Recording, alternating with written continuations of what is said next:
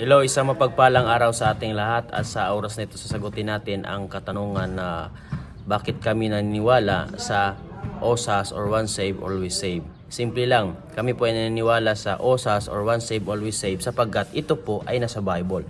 Ayon sa John chapter 3 verse 16, a familiar verse na mababasa natin sa Bible, "For God so loved the world that He gave His only begotten Son, that whosoever believeth in Him should not perish but have everlasting life." So, take note the word but have everlasting life. So ang sino mang sumampalataya sa Panginoong Kristo ay magkakaroon ng buhay na walang hanggan at hindi na ito mawawala. Kaya ang tunay na tumanggap at nanampalataya sa Panginoong Kristo ay mayroong buhay na walang hanggan. Ang tanong, kailan nagkakaroon ng hangganan ang walang hanggan? Sagot, wala po.